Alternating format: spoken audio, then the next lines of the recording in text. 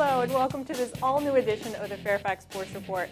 I'm your host, Monica Moore, and we have a great show for you tonight. So many fantastic football games this past week, lots of close scores that we're going to go through. And to help me do that, I'm delighted to be joined in the studio by some of the best sports writers from around the region. Paul Frummelt from the Fairfax Times, Phil Murphy from Digital Sports, and BJ Kubaroulas, a contributor to the Washington Post.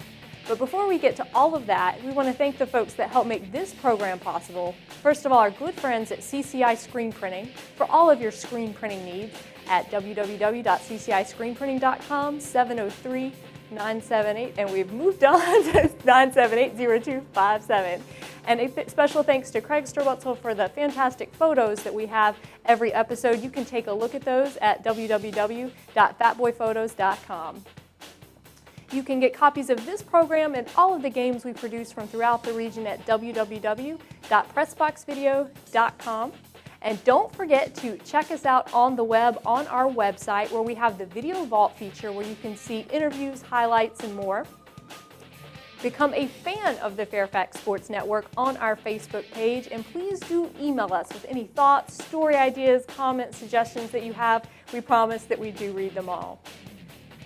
Well, again, I've promised you a lot of football news, but before we go into that, I want to go through a couple of news and notes from around the region. Last week, I focused a bit on golf, and I'm going to talk some more about golf today. We talked about Woodson last week, but I would be remiss if I didn't talk about the Westfield golf team a little bit. They've gotten off to a great start so far this season, 9-1, with their only loss to Chantilly, which was a heartbreaker, 147-143. But the Bulldogs have set several records so far this season in some of the invitationals they've participated in, including the Bruin Invitational and another one as well. Okay, so let's also move on and talk about the Langley girls golf team because they're also having a great season. So far this week, they have defeated McLean, who was previously undefeated in district play, and they're being led this year by a freshman, Jenny Jew, and so that bodes very well for the Langley golf team as they continue on. Okay, well now let's talk a little bit about some football. We've held you in suspense, and so lots of exciting play going on. Let's focus first on the Concord District and show you how it all went down this past week. So you see the standings after 2 weeks of play. Oakton, Herndon, and Robinson still perfect on the season, and then you see Chantilly and Westfield coming back after losses last week to get wins this week, and then Centerville 0-2 so far on the season. Well, one of the best games of last week was a rematch of last year's Northern Region semifinal game against West Springfield against Oakton. Now, if you all remember what happened last year is that Oakton had the edge. They won 49-43, and this one came down to the wire as well. At the end of regulation, both teams were tied 28 all. So in high school football, both teams get an opportunity, 4 downs. They get to go from their opponent's 10-yard line to try to score a touchdown. So Oakton started out on the first of the possessions with their 4 downs. Jimmy Boone on 3rd down runs in for the touchdown. Oakton gets the extra point. West Springfield's turn comes up. Matt Prokop, ever dramatic, on 4th down somehow finds TJ O'Connell in the end zone. O'Connell barely gets his feet in bounds, and so West Springfield has their extra point attempt, and Oakton blocks it to get the win. And so guys, what did you think about Oakton's clutch effort in this game? Hey everybody, Paul from alongside of Phil Murphy. Phil, great win for Oakton. Yeah, it was a great win for Oakton, and this one we didn't really know what to expect. We expected a lot of turnover in the offseason from both these teams, but you know, it was an exciting game from start to finish. West Springfield with the 2-quarterback system. Eric Schauter and Matt Prokop both efficiently used it, and Jimmy Boone, as Monica mentioned, was outstanding. Here, ball at his own 22-yard line. He rolls. He's going to find Matt Chandler, dials up his BFF. Look at the touch on that pass, Paul, for the 73-yard score. Oakton was up early in this one, but West Springfield coming back, and we're going to fast forward to Dan Collins' 9-yard touchdown reception from Matt Prokop here in the 4th quarter. They look great. No, really, I mentioned that when I saw Oakton last week. Jimmy Boone looks fantastic, 177 passing yards, a passing TD, a rushing TD, Oakton looked great, and West Springfield we saw again with that dual quarterback system with Prokop and Schauder. So some three great quarterbacks on display in this game. Yeah, Prokop and Schauder each led 2 touchdown drives. Prokop's numbers were a little bit beefier, 237 passing yards for him. Boone himself had a 2-yard touchdown run, as Monica mentioned, in overtime. We take a second look at that, lowers his head and gets into the end zone. West Springfield, though, would score on their possession and then the extra point. Blocked by Andrew Leonard to get the win. Leonard had an interception in this game, 2 big pass deflections on 3rd and long, and the game-sealing blocked extra point in OT, an absolute thriller. Dan Collins gets 2 TDs, first time back this season, right? Yeah, first time he's back, first game, and against a very quality defense. Yeah, definitely. So what does this mean for Oakton? I mean, first, they come in all that doubt in the preseason, get a big win over their rival Madison 2 weeks ago. Last week, get a nice overtime victory over West Springfield. Does this mean that Oakton, we're going to see a similar team that we saw last year? Well, fortunately for them, it means they're going to get some power points because, as you know, West Springfield looked pretty good against Edison, looked good in this game. They're going to get some wins, so this win will go a long way for this Oakton team, both on paper for their postseason seeding and with their confidence. Big boost at home. They start out 2-0. Can't ask for much more than that. Oh, it's key. First 2 games of the year, they get 2 big wins. That helps the confidence greatly. These games happening in week 1 and week 2 help out so much for the confidence of Oakton right now. They're going to build on this, and they're going to move forward. Especially losing a player like Chris Coyer, just to add on that point. They lose a guy like Chris Coyer, and Jimmy Boone comes out, puts the team on his back, junior quarterback that we all knew they were very high on, but living up to all the hype through 2 games this year. All right, Monica, we're going to move forward as well, and she's going to take you through the West Potomac-Westfield game. Big win for the Bulldogs. Yes, this was one of our games of the week. We picked this one. Some of us went one way, some went the other, but at the end of the day, it was Westfield that came out with the big win over West Potomac. You see the offensive stats there for Danny Fignac, their quarterback, 106 passing yards and a touchdown. And then, of course, Dylan Doty, their all-purpose player. He does absolutely everything on the field for them. But the thing that stands out to me about these statistics is when you look at Colin Mathewson's numbers. He had almost twice the number of passing yards last week against Mount Vernon, 4 touchdowns. So the Westfield defense coming out very strong. So, guys, what did you think about the Westfield defense? And Tom Verbanek really had his team ready to play. Well, Phil, only 14 points against a West Potomac team that we've seen and we know is good, always huge. Yeah, and 2 things I take away from this game. One, Monica mentioned Mathewson's more human numbers, 186 passing yards. He had 11.2 yards per attempt against Mount Vernon in their week 1 win, 42-3. This time just 6 yards per attempt. Westfield made a point to take away that deep ball. And on the Westfield side, Dylan Doty. Coach Brian Day told me in the preseason that they wanted to use him a lot like they used Brian Kennedy en route to the state title 2 years ago. Doty goes 6 carries for 20 yards, breaks up 2 passes on 4th down, including 1 in the red zone, and then blocks a punt, a really game-changing play at the end of the first half that Vinny Caparosi hopped on for a touchdown. You mentioned Doty, longtime Washington Post contributor B.J. Kubarulis, who you'll see later on in this episode, has mentioned that it looks like Westfield has a whole bunch of Brian Kennedys, these great kids that get after the ball, not big, but kids that get the job done. And obviously, Tom Verbanek, if he gets a kid that has that enthusiasm, he can turn them into a great high school football player. So definitely a big win for the Bulldogs. And we're going to stay right in the Concord District. Obviously, Monica is going to talk about Chantilly and Langley. Well, so just like Westfield redeemed themselves after their loss to Stonebridge, Chantilly had a nice win over Langley. Now, when you look at the score from this game, it was actually a lot closer than it looks because this game was a story of halves. In the first half, Chantilly had several miscues. They had a lot of turnovers, 3 interceptions, and Langley capitalized. They actually went into halftime with a 20-14 lead. But in the second half, Mike Lawley had his team ready to play. The Chantilly defense got the shutout in the second half, and they had 4 unanswered touchdowns, 2 of which were from Mike Ferris. So guys, the Chantilly defense, very solid, but the guy I want to talk about is Mike Ferris, who we really expected to be strong this year, along with his teammate Chris Martin. Oh, definitely, Phil. You see Mike Ferris, 3 rushing touchdowns. A great win for Chantilly, especially after that week 1 loss. Yeah, tough loss week 1. You're always worried about how this team's going to respond, and early it didn't look good. 4 interceptions. Carson Romine was picked off 4 times in the first half, but one of the biggest touchdowns came here. Danny Loro scoops up the fumble, goes 6 yards to the house. They're still down 20-14 though at recess.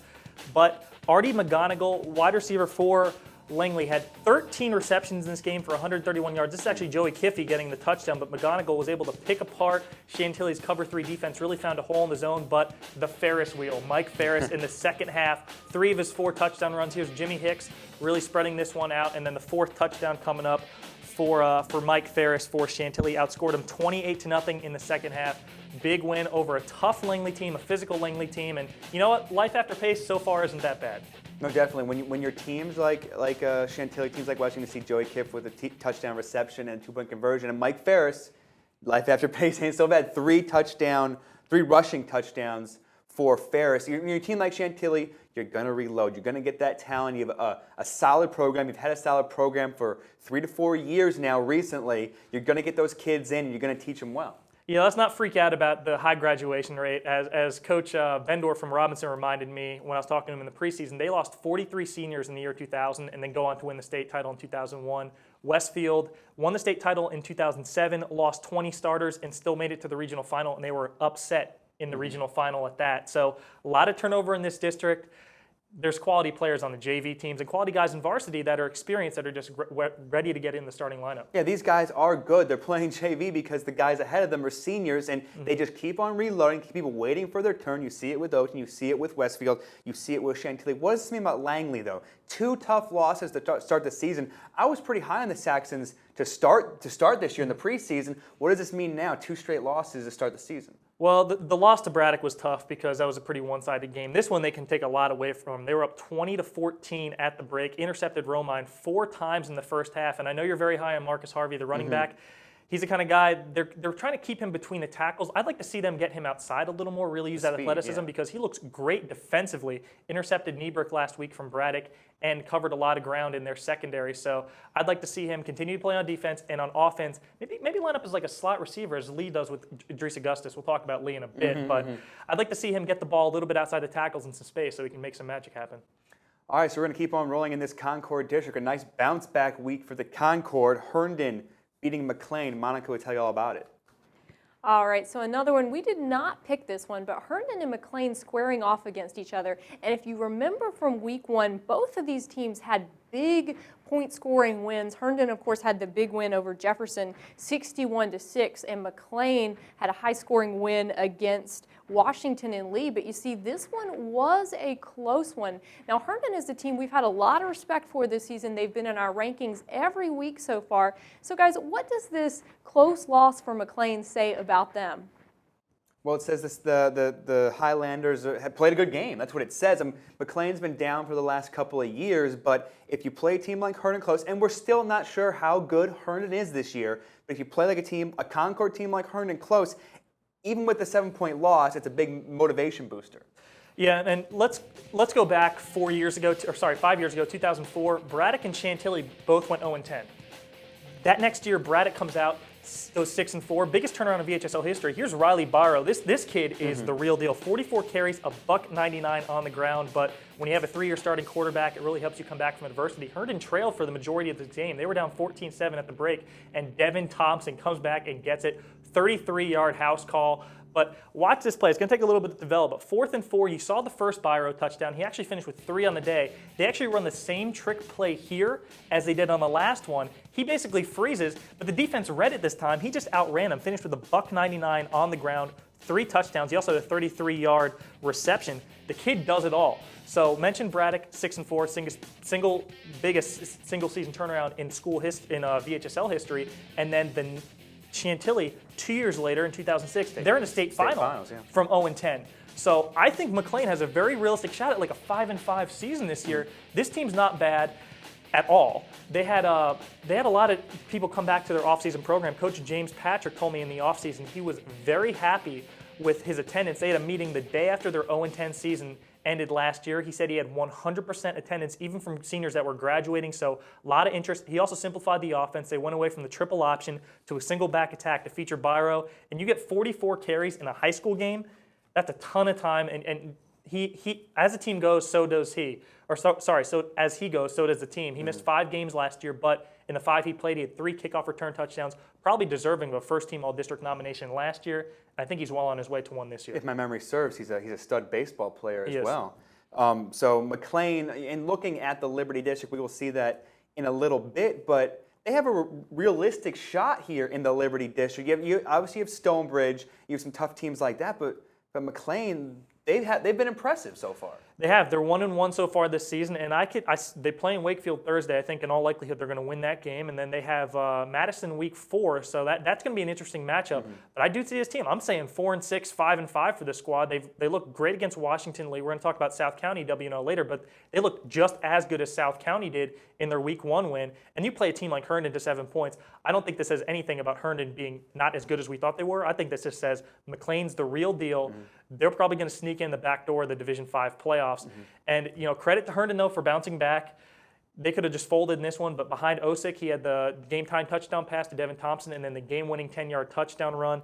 Finished with 196 passing yards, 4 touchdowns, no interceptions. And McLean definitely could sneak in those Division 5 playoffs in a lesser, not lesser, but a district, a very winnable district. At least going second, third, maybe fighting with Madison for second around there. Wide open. It's a wide open. Thank you. That's a better word. It's a wide open district in Division 5. They could definitely sneak in.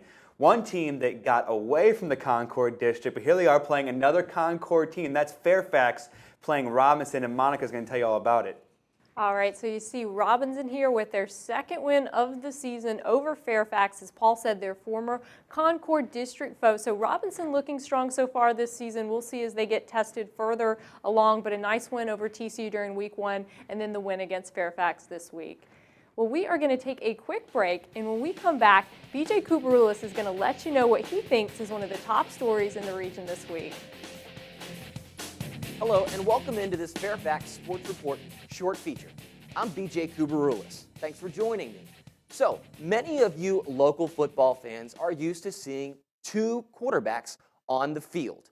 2 quarterback systems now are becoming a very popular trend amongst high school programs. Now, Annandale has 2 quarterbacks. Dick Adams' son, Ricky Adams, has been splitting time at quarterback since his sophomore season. He's now a senior. Now, they also have another quarterback, a sophomore in Tony Heiss-Julian, a 6'1" big arm passer. Those 2 have been known to be splitting time at quarterback for the Adams this year. Now, as the Adams take on South County in one of Thursday's biggest games this week, Heiss-Julian and Adams will be splitting time. Now, many people think it's clearly impossible to run a 2-quarterback system in any program at the high school, college, and pro level. However, with the influx of such new offensive schemes like the Wildcat or the rebirth of the single wing, which is the Wildcat, 2-quarterback systems now have become more desirable. Heiss-Julian, the big arm passer, the sophomore, comes in on plays to throw the deep ball and to dunk his way down the field. Now, Coach Adams' son, Ricky, is the slasher. He goes in as a kind of change of pace back and dashes through defenses. Now, even though many people are against a 2-quarterback system, many people think that it doesn't give a quarterback a chance to get a rhythm. If you're using 2 quarterbacks for 2 different things, running like Adams and passing like Heiss-Julian, it's often difficult for defenses to figure out what's coming. In Friday night's Annandale-South County game, Annandale will be riding one of the biggest receivers in the history of the Northern region. At 6'3", 230 pounds, junior Melvin Robinson is one of the biggest recruits, literally, in the class of 2011 at wide receiver. Last year, he broke South County's back. Actually, Coach Pete Bendorf's own words, as I talked to him this week. He broke our back. Robinson took 2 big passes the distance last year for touchdowns and had 3 catches for 100 yards. Now, will Adams be able to use Robinson in the same way with a 2-quarterback system? So far, Robinson's having a great year. Now, on the flip side, South County will be sporting Andre Simmons. Simmons is one of the best defensive backs in the class of 2009. He's got 8 college scholarship offers, all legitimate programs. There are many programs within the Northern region now that are using this 2-quarterback system. Now, as you look at Robinson and Simmons squaring off in this Friday night game, don't forget about the other storyline. How successful do you think the 2-quarterback system can be? West Springfield's running it now. South County has been known to use it in the past. And Oakton used it last year as Chris Coyer and Ryan Harris took Oakton to the state semifinals. I'm not saying it can't be successful, and I'm not saying that Adams and Heiss Julian can't split the time and make it work. I'm just saying it hasn't really proven to be successful at all levels of football in the past. There's a saying, if you don't have one quarterback, you got two quarterbacks. If you don't have two quarterbacks, you have one quarterback. I'm not saying it can't work, and so far for the Adams, it has. I think under Coach Dick Adams, he can make it work if anyone can, including the fact that Ricky is his son. He's got that special relationship in which those two he can be an extension of his father out on the field, one of the greatest Northern Region football coaching minds in the history of this entire Northern Region history. Now, you look at what the Adams have been able to do in a two-quarterback system, as well as West Springfield this year, and it starts to make you believe that maybe people can put their egos aside, parents can get out of the way, and these kinds of systems can work at the high school level. Thanks for joining me on this Fairfax Sports Report Short. I'm BJ Kubarulis. When the boys come back, they'll join Monica Moore for breaking down more Northern Region news, notes, stats, and highlights. Welcome back to the Fairfax Sports Report. Well, following BJ's introduction into the dynamics of the Patriot District this year, let's take a look at where the Patriot District stands after week 2.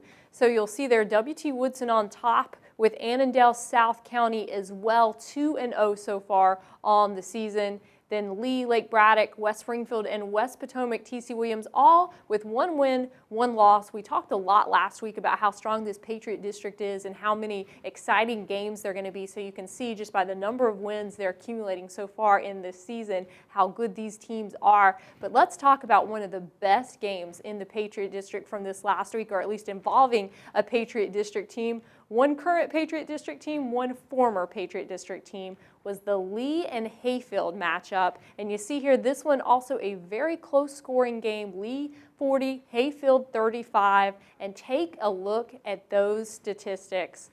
Several great running backs in the region. First of all, Idris Augustus. We've talked about him so much on this program. You see a great photo of him there, number 25, rushing for just under 300 yards.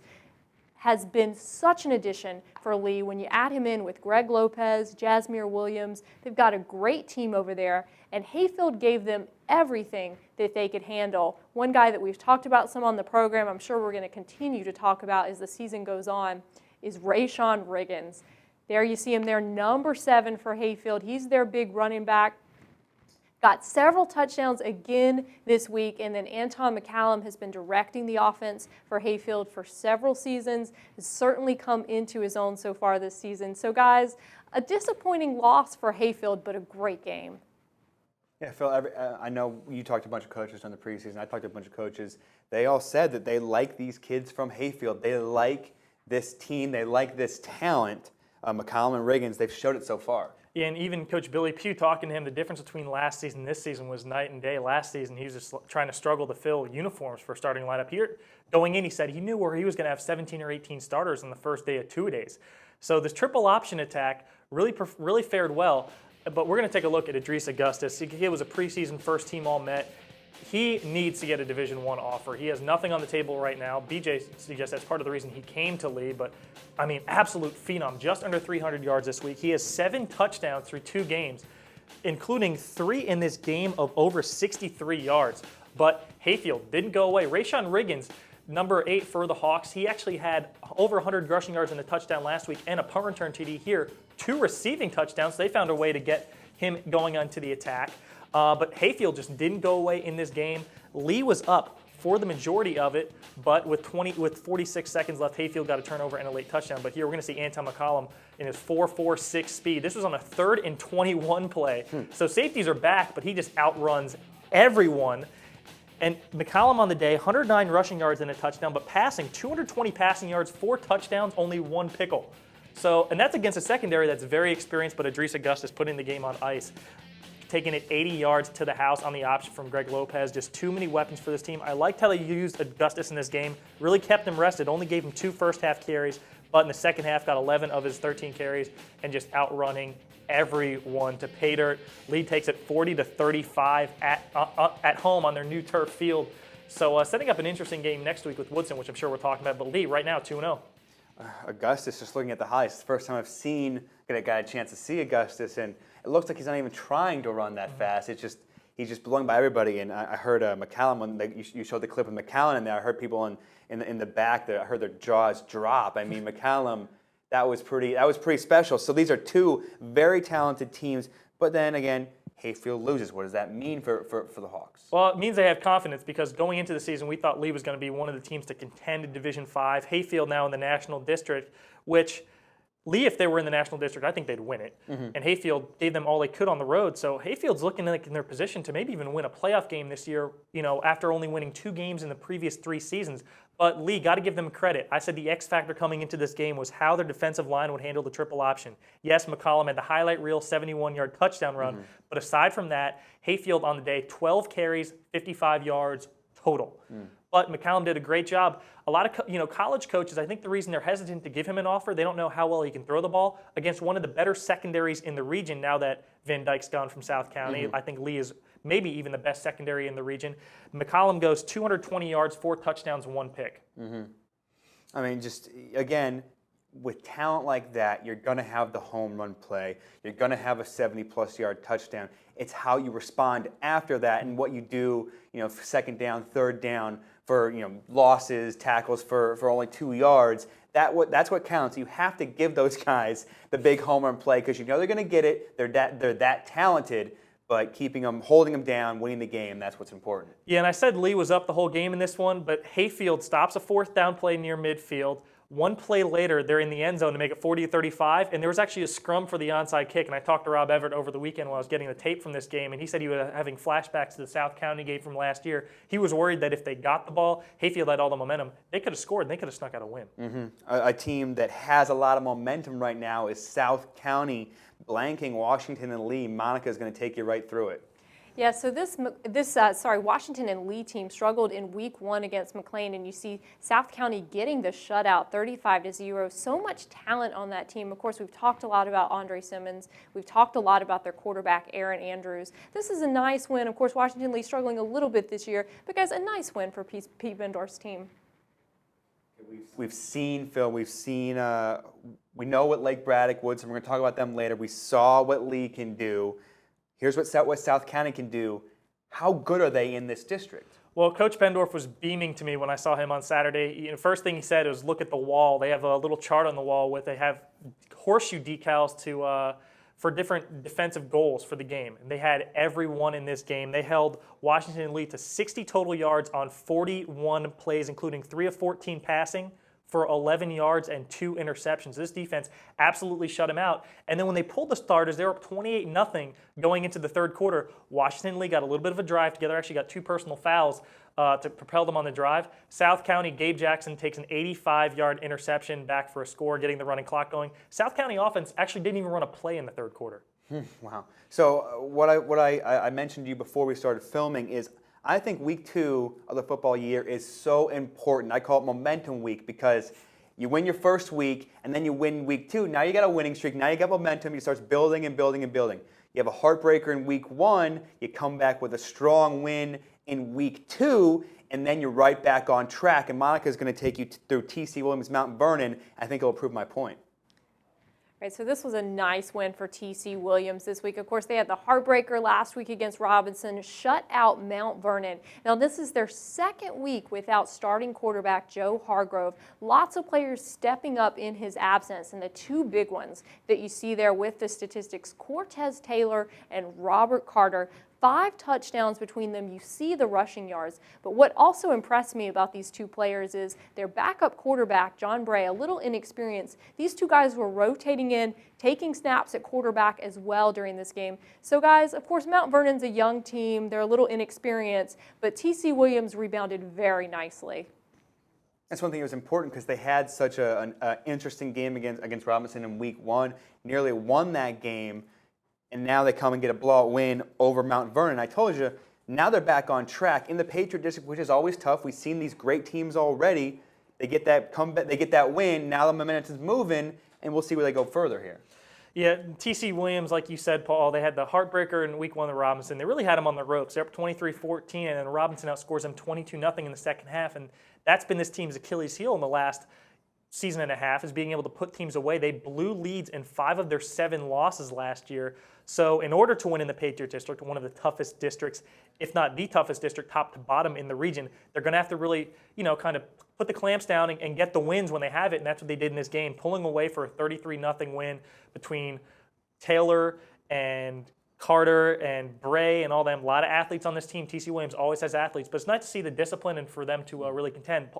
Paul, where do you think this team fits into the bigger scheme of things in the Patriot District? Well, I mean, you have so many good teams. That's why Hayfield wanted out of the Patriot District, is you have so many good teams in this district. Do I see them competing for a district title? No. Do I see them being a very respectable team, over 500 team? Yes, I do. I think most of the Patriot District teams will be over 500 and will be a very respectable team. So nothing taking away nothing from T.C. Williams, but that Patriot District is just so stacked. And we're going to see that. We just talked about South County. Now we're going to talk about Annandale winning 42-12 over Falls Church. South County, Annandale play this week in a very important game. Stacy Anderson, 59 rushing yards, 3 TDs. Rick Adams, B.J. Kubarulis just talked about him, 36 passing yards, 2 passing TDs. Then you got Marcus Hughes, 107 rushing yards and a TD, and A.J. Kashup with 105 passing yards and a rushing TD. So Annandale had a very, very nice win over Falls Church. Don't know how good Falls Church is this year, but Annandale still picking up that win. Yeah, a lot of balance this week from the Adams. They had 5 first-half touchdowns scored by 4 different guys, highlighted by Melvin the Sensation Robinson going over 2 defenders for a 31-yard score. I was at that game. That kid's just fun to watch in person. And watching him walk to the locker rooms, he's built like an NFL receiver, just that 6'3", 200-pound frame. And as a junior, he's going to have the D1 offers rolling in, later this year, throughout the year, and next season in his senior season. So if you get a chance, go out and watch him play, and it's going to be very interesting to see how South County goes against him. They have Andre Simmons, one of the best free safeties, probably the best free safety in the region, 8 Division I offers. Word has it he's going to be making his commitment soon. So it'll be interesting to see how he handles Melvin Robinson, a future Division I receiver. We've talked about some fantastic games in the Patriot District last week, but for my money, the best game in the Patriot District, no doubt, Lake Braddock against W.T. Woodson. Lake Braddock, a team that we had at number 1 last week in the northern region. Monica Moore is going to take you through all the unbelievable highlights. It is now time for the Verizon Fires One Game of the Week, and as Paul said, boy, did it live up to its billing. The only district matchup of the week, chock full of highlights. Let's take a look at what happened in the first half. So here you see Lake Braddock coming out, but Woodson, Connor Riley throws the interception. Thomas Stickford runs it back all the way. If you remember, this is the second week in a row where he has got the interception, ran it all the way back for the touchdown. A little bit of a bobble there. Riley recovers, but collapsing very quickly is the Lake Braddock defense, who was impressive during the first half.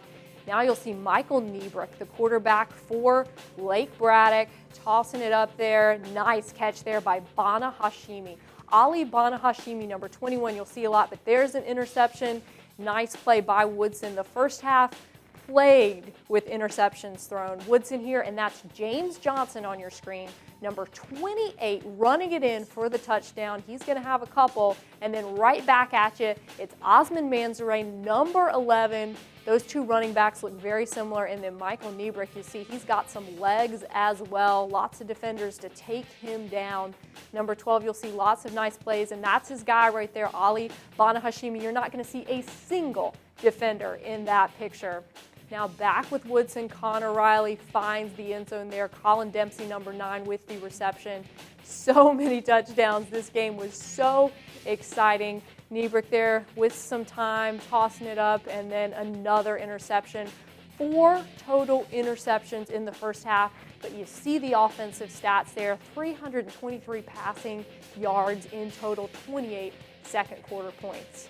So after halftime, the teams come back. Let's show you what happened in the second half. It couldn't get more exciting, but it does. There's Niebrick. We saw him run a lot all day, tons of rushing yards by the end of this game. Really took this team on his back once Woodson took a strong lead. There you see Nice pickup there by Woodson, but Niebrick would be a hero for his team. Riley, another great defensive play there, but then Riley with a nice play to the end zone with Hogan making the catch. Continuing on, Lake Braddock there, trying to convince the refs they've got it, but then it's James Johnson once again, number 28, sensational.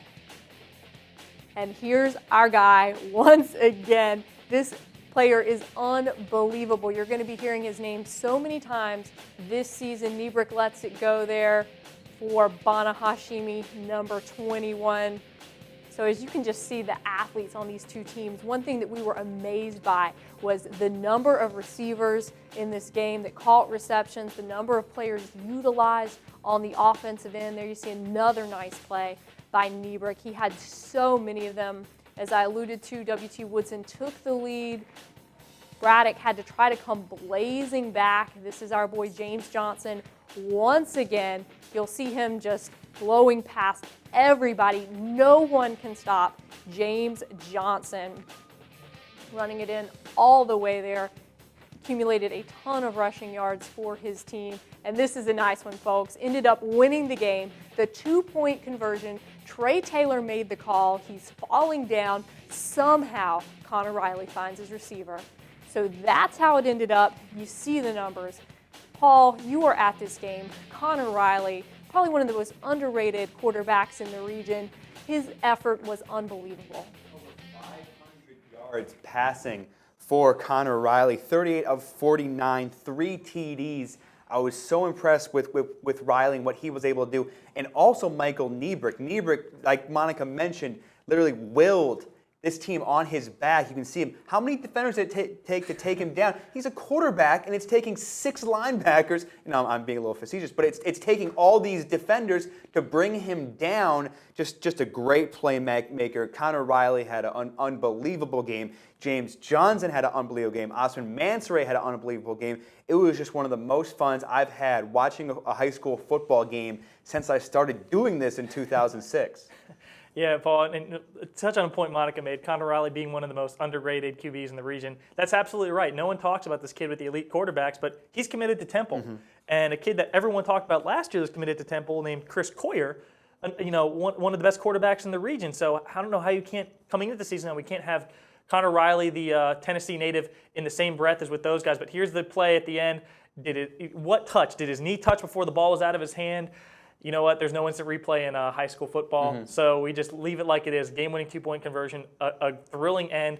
Braddock missed like 5 tackles in the 89-yard mm-hmm. touchdown run, really devastated them. And offense had a little bit of problem going there. Coach Brenner actually wasn't on the sideline in this game. He was on a flight on his way to Connecticut to go watch Bryn play with UNC, his son Bryn play with UNC at Connecticut. So it was the first time Braddock having to run the offense without Renner there.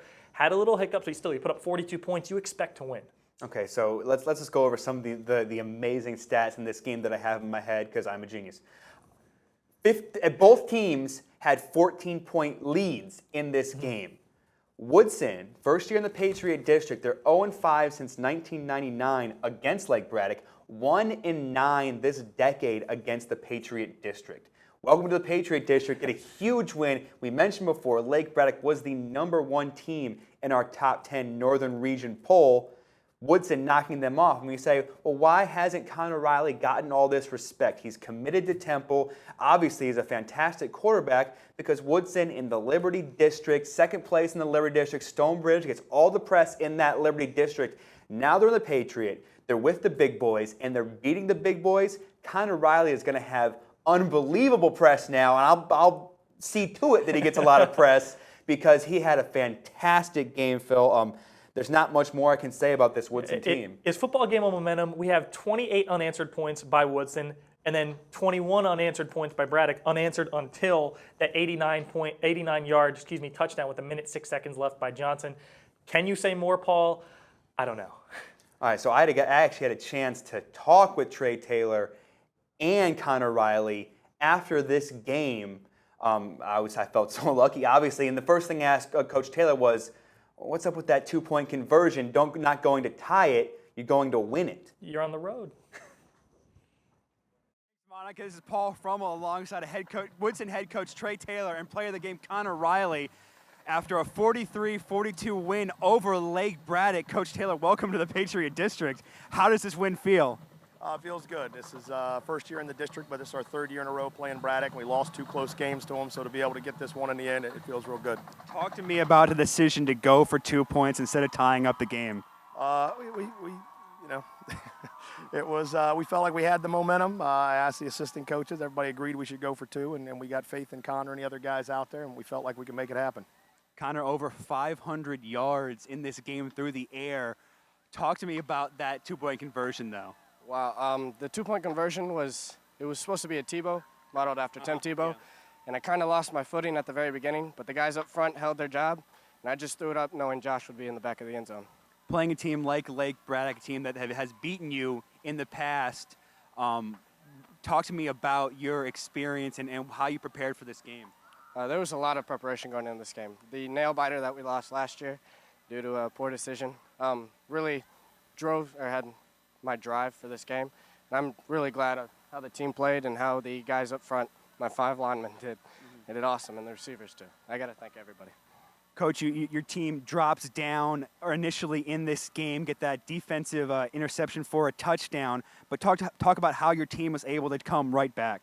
I'm just proud of all the guys. We talk about having a short memory and making plays, and they did that all night. Braddock scored the 21 points there at the end of the game, and we could have hung our heads, but, you know, a 90-yard screen pass or whatever it was, just willed it in the end zone. I can't say enough about their drive and their desire to win this game. How do you keep your kids even-keeled when there's such emotional swings in this game? That is probably the most difficult thing. We talked a lot, you know, after Braddock scored, keep your head up, we're getting the ball back. You know, then we had the bad punt. You know, there was a lot of things that they could have hung their heads, but these are just resilient guys, and they kept after it. Kind of tell me about James Johnson, having him in the offensive backfield this game. He definitely opens up everything. He's a great guy, runs hard, works hard. I mean, I'm glad to have him on the team. All right, WT Woodson head coach Trey Taylor and Woodson quarterback and player of the game, Connor Riley. Okay, so that's the Patriot District. Now let's tell you what happened in the Liberty District this past week. So take a look at the rankings.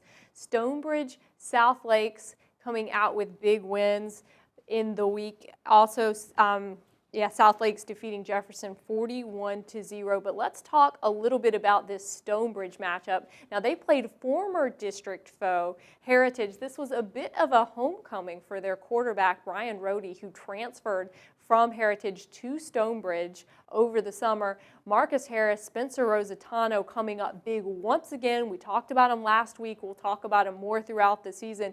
Interesting thing about this game, though, was that Stonebridge was down 8-0 at the half. Then they came back blazing during the second half, coming up with the win. So nice composure by the Bulldogs. And then briefly, South Lakes squared off against Jefferson and got the win. South Lakes winning 41-0 over Jefferson.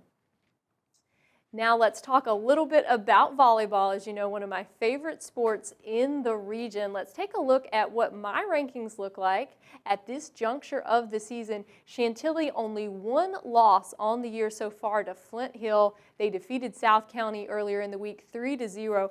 Paul, I know you've seen this Chantilly team. Certainly, do you think they live up to all the billing that they've been getting?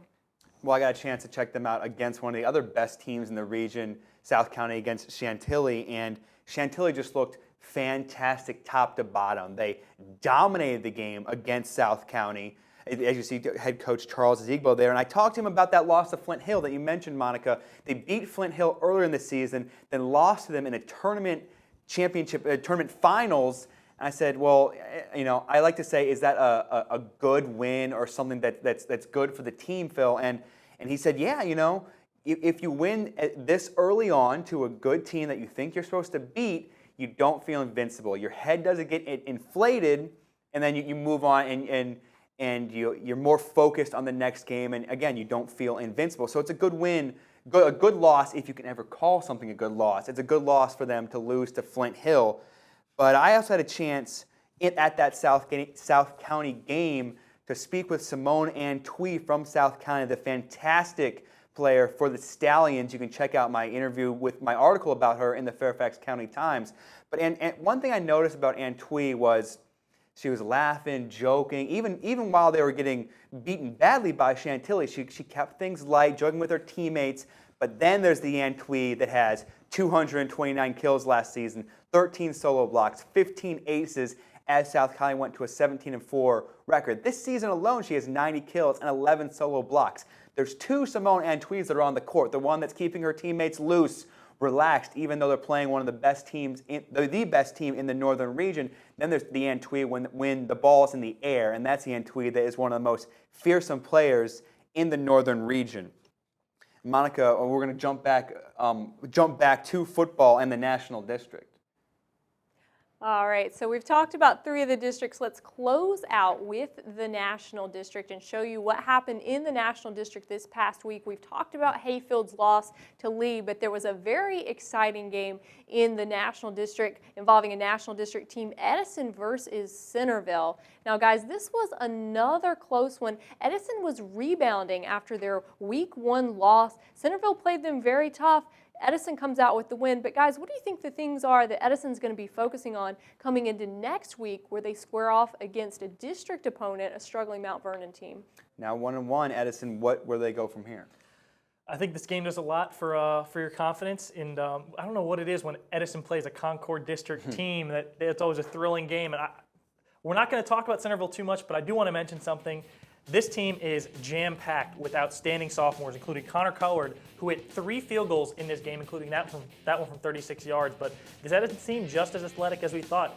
Here is Angus Harper doing all the work on the screen pass. Levi Barber is going to get credit for a touchdown pass here, but I think Angus Harper, he owes Angus Harper a Slurpee or something for that. But and here's Christian Washington. I don't know what he's doing later. Looks like he's just going back to the crib, Paul. 31-yard interception return for a score. This kid on the night, 6 receptions, 90 yards, including a pivotal 4th and 19 conversion. And that hit on Adam Garrity, and somehow Garrity held on to that ball. Coach Vaughn Lewis said it was one of the hardest hits he'd ever seen, but this was a pivotal play in the game.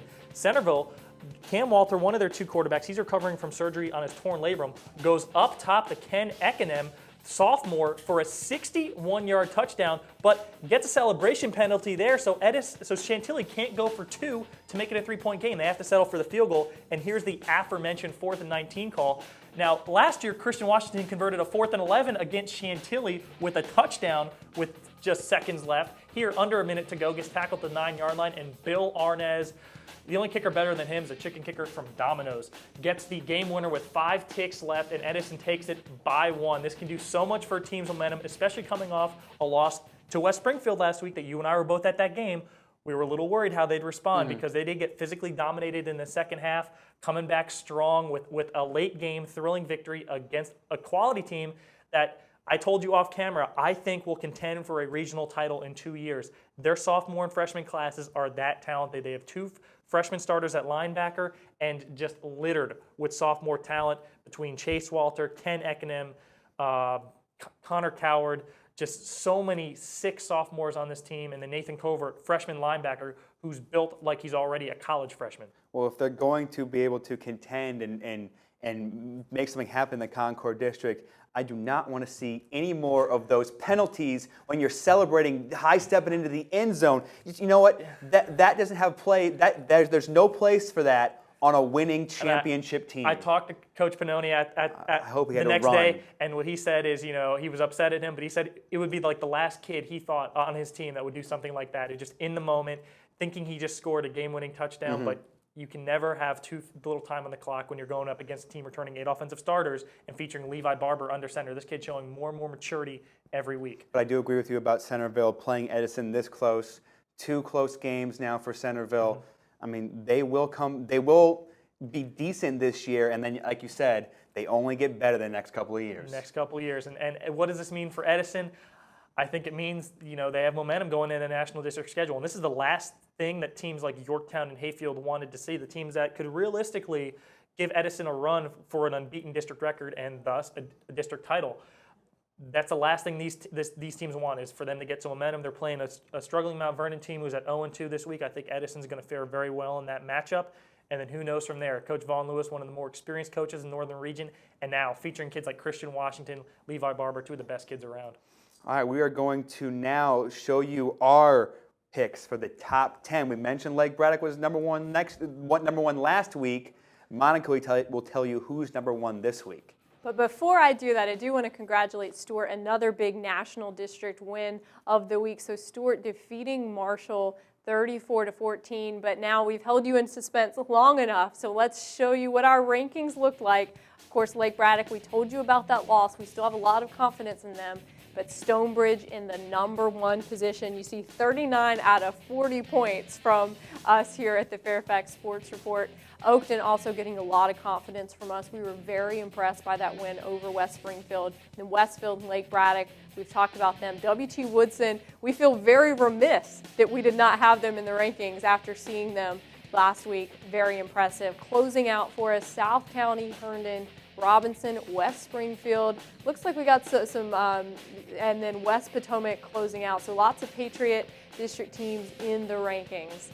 All right, but as you know, we like to pick our games of the week. First of all, we'll remind you what happened last week. Paul Frummelp still holding strong with winning this. 6 so far for Paul, but you see the teams that won.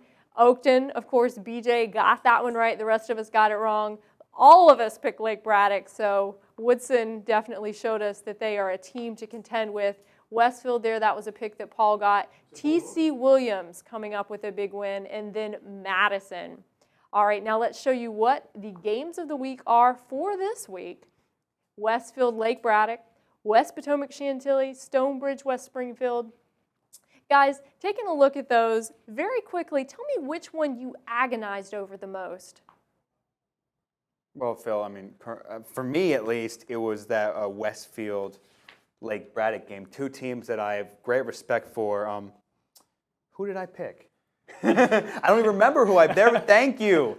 That's who I picked. I picked Westfield because no one picked Westfield last week. And I said, all right, I'm going to go for Westfield again. That's who I picked, Westfield. Thank you. I would have picked Westfield had they lost to West Potomac last week because I don't think in my lifetime I'll ever see Westfield go 0-3. But I know Coach Renner's going to be back at Lake Braddock. I really don't think Braddock's going to be 1-2. One of these teams is going to be 1-2, which is scary. The one I agonized over the most was Woodson Lee because I think those are the 2 most evenly matched teams. And also because I'm good friends with both coaches. So if either of them are tuning in, I knew one would be mad at me. But Rob Everett's a little bit smaller than Trey Taylor, so I think I could take him. But no, I think that game's going to be the best one. I'm actually going to be at that game, so I'm really excited to see that, cover that one for Digital Sports. But yeah, see how Idris Augustus fares against the best defense he's seen so far.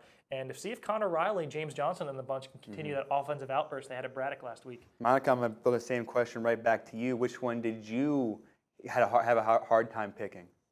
Well, I certainly agonized over a lot of them as well. Thanks for that.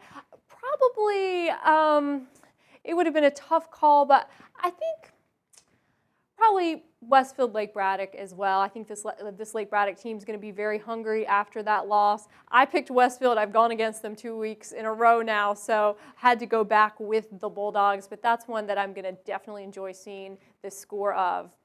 Well, before we go, we promised you highlights from the Monroe Parker Invitational. We have photos from this event. You see there the girls kicking it off, and at the end of the day, crossing the finish line first, Liana Epstein from Lake Braddock. But one thing, when you're looking through this list, and there you see a great picture of Liana, but when you're looking through this list of runners, look at the top 4, 2 runners from West Springfield in there, and then of course Lake Braddock, the only other school that had 2 runners in the top 10, but Paige Fartunas and Alex Watt from West Springfield showing they're a team to contend with, and then Maya Hicks, the junior from Edison. She was someone I was very excited about at the beginning of the season. Glad to see her finishing 3rd. Now let's take a look at the guys and show you what happened when they faced off against each other. Chris Foley from Chantilly. Everyone had high expectations for Chris all season, coming out strong there in that event. You see Chris crossing the finish line first there. But then taking a look at the other standings, the thing that jumps out at me, I'm sure it jumps out at you as well, is Centerville. 3 runners in the top 10, fantastic performance by the Centerville squad, and then 2 runners from Lee High School in the top 5, including Nathaniel Meseret. Everyone has been excited about him. His coach, Barry Minch, has such great things to say about him, so he's a runner that I think is going to do very well this season.